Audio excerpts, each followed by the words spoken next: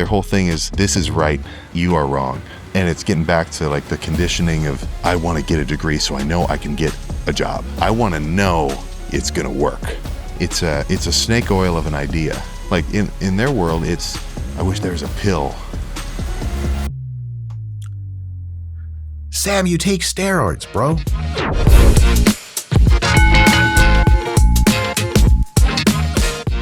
Hey folks, Dr. Mike here for RP Strength. I have been a longtime professor of exercise and sport science, a Brazilian Jiu-Jitsu black belt, Kia, and a competitive bodybuilder. And I have once trained in the same room as, even gotten a few pictures with, a Mr. Sam Sulek. And I'm very good friends with a Mr. Chris Williamson, and they spoke recently and got Sam's take on a bunch of different stuff, but especially Scott, the video guy, and I got our noses out for his take on science-based training. Oh boy, nothing could go wrong with that. Let's find out what he said. Let's see how to make sense of it. Some stuff we're gonna probably agree on and really even try to fan the flames around, and maybe some stuff that I have a slightly different perspective. All right, 3, 2, 1, Mr. Sam Sulek. What do you make of the world of evidence-based lifting, science-based stuff at the moment? I think there's people who are gimmicky about it. Yeah, hey Sam, talk that shit, baby. We out here though, Scott, you feel me? Hold up.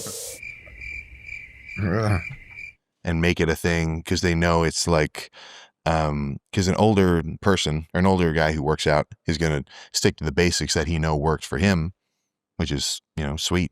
But, it's going to be harder for him to accept new ideas. So for a younger guy, it's kind of this like clout mentality of like, oh, I'm on the new wave train. But some of it's a little silly. Yeah, there's definitely some of that going on. There's hashtag science-based, and there's a really bad way to do science-based or evidence-based training. There's just ways to do it wrong. Like you can do old school bro training and kind of agglomerate all the stuff about bro training that was really good, like go hard, challenge yourself at extreme ranges of motion, make sure to be strict with your technique, don't lie to yourself. That's all like gym wisdom 101 stuff you don't like see in a lab. You hear that from the guys. Or you could do all the worst parts of bro stuff, which is like really weird partial rep ranges at the wrong parts of the range of motion, tons of ego lifting, bad technique, inconsistent training. And so there's good and bad ways to do bro stuff. And just the same way as Sam is kind of alluding to here, there's good and bad ways to do evidence-based, science-based lifting. I mean, a bad way is to basically, let's figure this out. What's a bad way? Find one paper on PubMed that you don't have access to the journal to, so you can only read part of the abstract, the rest you don't understand, and you read the title and you instantly think that one paper just tips the entire science on its head of what we knew before. You just justify everything you can with that one paper, and the justification is for training that's incredibly easy, incredibly infrequent, but somehow hashtag science gives you those mega gains even though you're barely trying. Scott, how'd I do? Sounds pretty good. Yeah. But Pablo et al. Said, and then you just keep talking about that as if you don't know how actually science works. But we'll talk about what science-based training is really, really inclusive of in just a little bit, because I think I watched ahead and I've seen what Sam says. I don't think all of it is. So I would never, the point isn't exactly what they're doing, but a lot of the idea behind it, and it's kind of its own subculture, it's very like it's a weird elitism. It is a weird elitism sometimes with evidence-based training. And that happens kind of for a few reasons. One, anytime you get a little club, people doing one thing and they think it's better than other folks, there's elitism automatically. The science-based training has another level of elitism because it gets to be a form of intellectual elitism. It's not for everyone to be able to or to enjoy perusing studies, watching nerdy videos, thinking about a lot of stuff and doing a bunch of math and shit like that. So if you can do that stuff and you are kind of adept at it, you can take an elitism with regard to your training and be like, well, I'm actually thinking through my stuff. All these other people are idiots. And all those other people might actually not be some combination, not as good as at sciencing as you, but also maybe they have different priorities. And so, and if you're good at science, that doesn't mean you need to like raise yourself morally in the eyes of your own analysis above others. So there's a lot of stuff that comes with that. There's definitely some elitism that comes with that. Now, on the other hand, there is another kind of in-group elitism for people that don't like science-based training. They're actually against it. And these are real people on the internet, and they post, pictures, profile pictures like, no science-based lifting over here, brother. And you're like, oh, actually, you're proud that you're not thinking about things, which again, usually those folks are reacting to the negative extremes of science-based lifting, the weird claims off of a single study, the very confidently kind of trying to disprove people wrong when you yourself, the disprover, has no muscle to show for, that kind of icky stuff about science. There's definitely a reaction to that that's also elitist. So I guess that at the end of the day, there are many groups in sports and subcultures like bodybuilding which like to consider themselves better than others. And in some ways they are, and in some ways they aren't. It's usually better to stay balanced. Like their whole thing is, this is right, you are wrong. And that's not even true, because there's so many people that get so many different results doing so many different things. Like the idea that they're following is, if I'm not perfect, then there's no point. Yeah, this is where you get into kind of the neuroticism part of it. A lot of people who, not all, but some decent chunk of people who are really, really into evidence-based and science-based training, they really have a high degree of trait neuroticism as expressed. And so they're really concerned for their safety. They're concerned for their kind of insurability of their results. They're massive second guessers, and they're very insecure. And it's okay. That's why all of us lift, right, Scott? Yeah. Pretty insecure. Maybe. Not you, Scott. You're good. You were always an alpha male, and now you just lift for fun to just clown on the rest of us. I just lift because big dogs got to eat. Big dogs must eat, Scott. How are big dogs supposed to maintain their body weights if they don't eat? You tell me. Or occasionally howl, at least. Insecurity is a thing. And then evidence-based folks will be like, if I just get these variables perfectly, if I pretend my way into thinking this technique is exactly the same ideal technique for everyone, if I count every half rep and exactly try to guess RIR, I will be able to control the situation of my muscle growth so perfectly that the input-output system is almost one-to-one. Now, that's an aspiration, which is a very good aspiration. We should all try to become as much the engineers of our bodies and much less the artists. In the vibe sense, art is great, but in the you're not certain what you're going to get if you do a certain thing, not ideal. We should definitely be striving for perfection. But pretending you have perfection already and attaching yourself to it is a very different thing than striving for it and knowing that it's imperfect the entire time. There are a lot of people in evidence-based space, not all of them, but a decent chunk of them basically will try to do this monotonous robotic thing because it makes them feel at ease that they're doing a thing that is super correct. And a lot of times they close their blinders off to other ideas, which could be wrong and often are, but could be right. And so as an evidence-based, science-based thinker at your best, you should be thinking with an understanding of what probably works best and doing that most of the time, but then also an open-mindedness on the margins of like, hey, this other idea, it seems like it could work. Let me try it instead of poo-pooing it right away because it's not super #science. And that's the demand of being able to explain it with studies, because, going into the gym at all is kind of uncomfortable. It's always like, oh, what are people going to watch me working out? I've never done it. I'm uncomfortable because I've never actually gotten experience doing it. Like it's something where it does have an inflated kind of situation. You don't get nervous about going into a freaking Starbucks, but the gym is a little different because it has that physicality. Scott, the last time I went into a Starbucks, as I was pronouncing my order, my pants unbuttoned and fell off. Everyone was laughing at my tiny, crooked... Folks, there is still more video to come, but if you want a longer, more extended, uncut version of this video and many others and tons of sciencey stuff, we have a members area. Click around, check it out, click on things. It's a teeny bit of money for a ton of bit of value. All right, back to the video. Sounds right. Why don't you just go ahead and tell the people your go-to Starbucks order that you order so much all the time? Oh, that I know that you get. Yeah, I love it. So I was actually working with, I'm not supposed to talk about this. We were doing a bit of work with Starbucks because I'm a really famous person and very important and wealthy, I might add. I'm incredibly wealthy. I just want everyone to understand that. However wealthy you think I am, it's more wealthy than that. And that formula does apply no matter who you are. Give that some thought. And so I was like, listen, Starbucks, I want my shit when I come to your coffee shop. I want my order. I don't want whatever order you think the average American. I am not the average American. I raised my voice like that. They were like, okay, Mike, okay, what do you want with your trillions of dollars? And I said, look, honestly, it's not that hard. I need to go pretty heavy sometimes in training. But at the same time, I have high rep sets as well because I trained for hypertrophy. They're like, okay, okay. Write that down. And someone just starts scribbling, right? Like one of their, Scott, the assistant girl, she's just, but like, I don't even know if she's making any letters or she's just like shitting her pants because it looks like chicken scratch. And they're like, okay. I'm like, so what I would really like is a really supportive belt, not designed for powerlifting, which can be great for a few reps, but is really uncomfortable to wear for sets of 10. It's either too restrictive or not form-fitting enough. I want to be able to unclamp my belt, loosen it a little bit, walk around the gym, clamp it again, every time slightly differently, depending on how long in the workout's been, what exercise I'm doing, what off-season or pre-contest it is. Totally adjustable belt that also cinches my waist together. It gives me 360 degrees of abdominal reinforcement, so like my intra-abdominal pressure can be high, but not powerlifting psychotically high. And I want this belt to be nice and thin because I want it to conform to my body. I don't want to have to be super uncomfortable and rigid bending over and stuff like that. And they're like, sir, we don't even have the supply chain. We don't have the expertise to do this. And I was like, well, figure it out. And they're like, all right. I say, call up Versa Grips. And they were like, can you guys make a belt? And they're like, what are you, nuts? And they're like, please make a belt. Dr. Mike's here. He's pissed again. I think he's on steroids again. In any case, the Versa Grips company has made the Hyper Belt. And actually, Jared Feather and I kind of helped design it a lot of bit.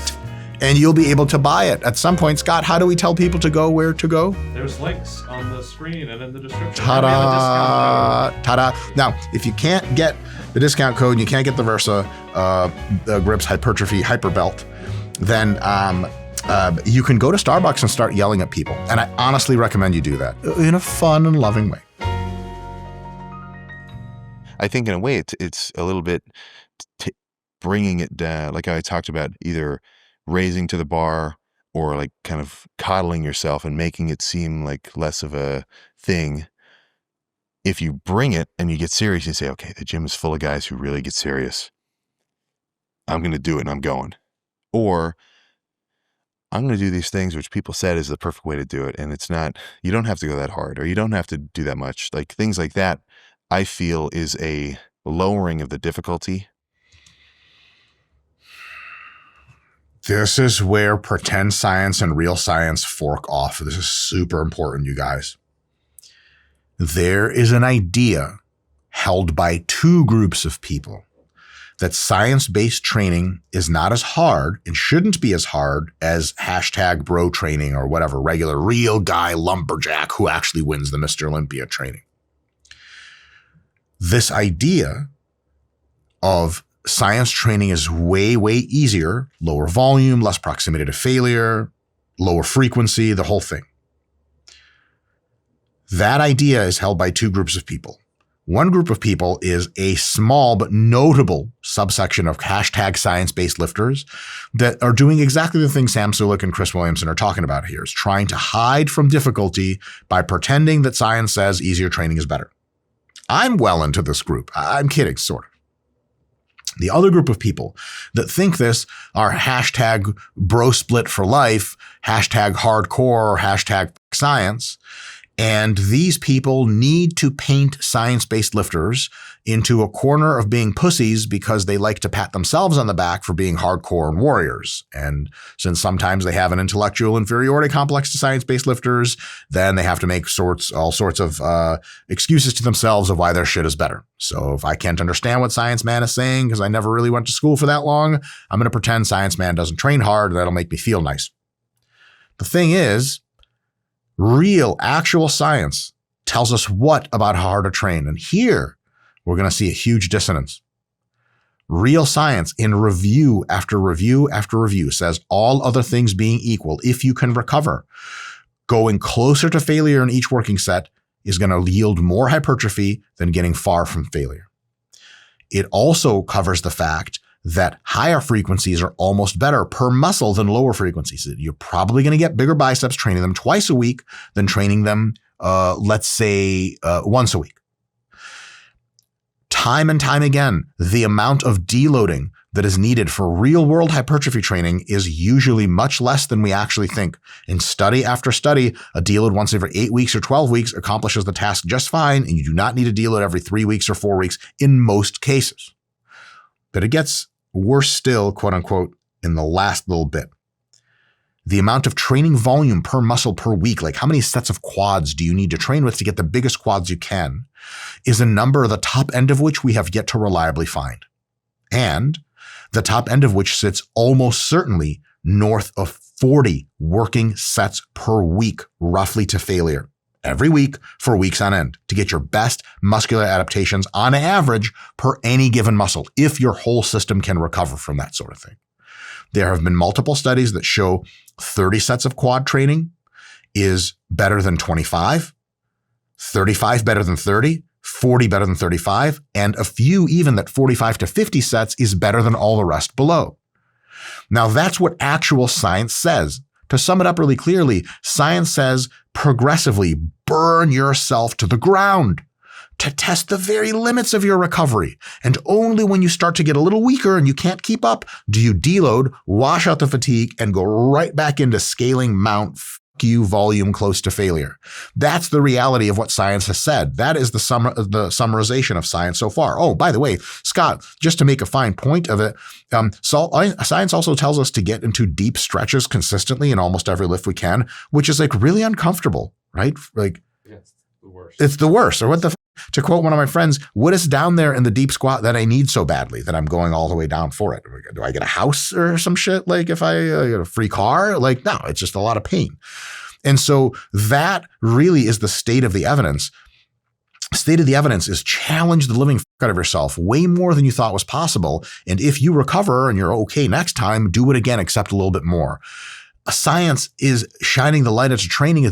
The reality is the most hardcore training, shit that almost no one does, is actually the shit that grows you the most.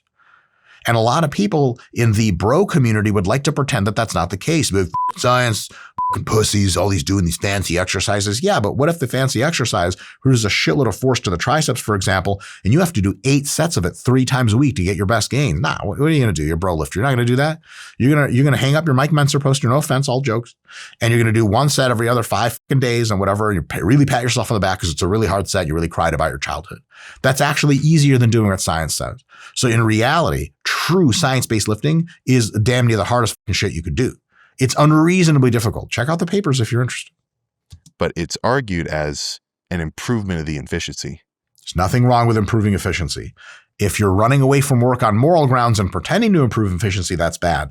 But in science, you get both improved efficiency and the mandate to work even harder. Real science, not hashtag PubMed bullshit. But for me, I'm looking at that as though, like, do you hate working out? Like, if you hate working out, then you want a routine where it's like 1 set a day. Like the ideal, well, I guess the ideal would be 0 sets. 2 things. I'm going to push back here. There's a great point in here that trying to pretend science to do less is stupid. However, 1 set, all out, super hard, Mike Menser, like right well into the thick of the broiest shit in the world. Go fucking hard, brother. Fucking send it all the way to failure. Compound Basics, Ronnie Coleman, Dorian Yates, all that's the same subculture. Pats itself on the back for doing just a few sets. Sam just by accident called them out. That's not science-based training. Scott, how many hashtag science-based lifters have you seen advocate 1 set to failure ever? The bros often talk about fucking hard set, 1 fucking heavy set, 1 down set, brother. And then we change exercises or we leave. It just doesn't take much, when you know your body, which they have a point there. Because when you get bigger and stronger, recovery demands really start to sink. But the philosophy is all kind of ass backwards. Like in their world, it's, I wish there was a pill. Sam, you take steroids, bro. So do I, man. Not accusatory. We all into the pill. The answer is all of the above. We want it all. I want to take the pill. I want to train as efficiently as possible so I get the most growth per the smallest unit time. But because I want to be the biggest I can be, I also want to stack as many of those efficient training sessions as possible to get the sum total biggest stimulus I can recover from to get my most jacked. We take the efficiency of science, the quote unquote laziness of wanting a pill or an injection, and the massive amount of hard work that comes with just providing a raw stimulus, as science says. I'm going to combine those into a trifecta of doing efficient, hard shit with drugs in the mix. That's how you get to be the best that you can possibly be. None of those are in contradiction with the other necessarily, unless you're actively saying they are. Like a real where it's you never have to work out again. And this is where my bias could come in because it's not an objective, like I'm just adding to a conversation. Like I can't say anything completely objective, but from my perspective, like I like it in the gym. If a workout if I could do 20 sets and that was actually like pretty efficient and it worked, that's what I would do. But it's not because that's like, I'm not chasing a maximum efficiency in a way. I'm half chasing like maximum enjoyment because I like to be in the gym. That's a really good point. You want to make sure that the gym is a place you come back to, that you fundamentally, even though it's tough sometimes, enjoy being at. That's how you get number one results. You just keep coming back. But just give this a little bit of thought. One of the reasons long-term you keep coming back is that you find that your work in the gym is effectual. It has yielded results for you that you really like and that are still escalating. Now, the ability to change your body into something that you want to see it look like, do so dependably, do so safely, and do it with a trustworthy system that you're always modifying a little bit. But like with the RP Hypertrophy app, for example, that's what I use. I go in there, it's got all my exercises, all my reps already pre-programmed for me. I just hit what I need to hit, adjust on the margins, log my shit. That system gives me this like super warm, fuzzy feeling that like, hey, I'm doing the more or less the right shit when I go to the gym.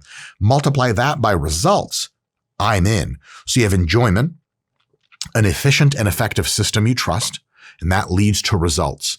Those are the three things you need in the gym. Once you get all three, you're fucking golden. Now, there's ways to just get not all three. You can enjoy going to the gym. You can not have a dependable system. You can still get results. No problem. But if you're more advanced, if your genetics aren't great, if you run into an injury or an irritation, that lack of dependable system means you don't get the results. That means the results go not so great. And then you go searching for a dependable system like the RP Hypertrophy app, many other great ways to train out there, in order with which to at least probabilistically guarantee yourself some decent results. Find out how your body works and adjust from there. Of course, if you don't like the gym at all, you might not be showing up. However, if you have some grit, you have a dependable system, you don't really like the gym, getting the results might actually make you like the gym because you start associating it as a place where you succeed and you love the success. And then you grow into liking the gym. What I don't want you guys to do is love the gym, get in there and do f*** all, especially stuff you enjoy a lot, at the expense of your results. Think about it this way. What I'm going to do at the gym is this big circle, this big universe of all the stuff that works really well, right? And I'm going to take my little circle of what I'm going to do, and I'm going to circle it around the stuff that's in this big works really well circle, but I'm going to circle it around the part that I like. And sometimes my likes shift. I like low reps right now. A few months later, I like high reps. A few months later, I like my reps. A few months later, I like super high volume, blah, blah, blah, blah, blah. But it's all within what is effectual. That's totally cool. Absolutely pick what you like out of what probably works according to science and experience. That big circle. What I don't want you guys to do, or suggest you try not to do, because this is going to be a failure point, is you have the stuff of what's effective and you look to the right of it and you're like, what I'd like to do is right here. It's out of what's the most effective, Bosu ball band nonsense bullshit. And you go, I want to do that. But remember, are you in the gym to just do what you like? No. It should be what you like, but it's not just what you like, because you could have stayed home and consumed a literotica over audiobook. Emily was tied up, squealing like a piglet. William was urinating all over her face. Wait, yeah, you could do that and all kinds of other fun things. In the gym, where they're number one for effectiveness. Stay with what's effective by science and your own intuition, and then you can vary the stuff in there and absolutely do what you like. But if what you like is outside of what's effective, man, the gym's probably just not the place for that. Anyway, folks, I've been Dr. Mike, and I'll see you guys next time. All right, that was fun. Guys, if you're interested in more fun, maybe you're having too much, time to chill out. Or you can click on this video and have even more fun. Bye.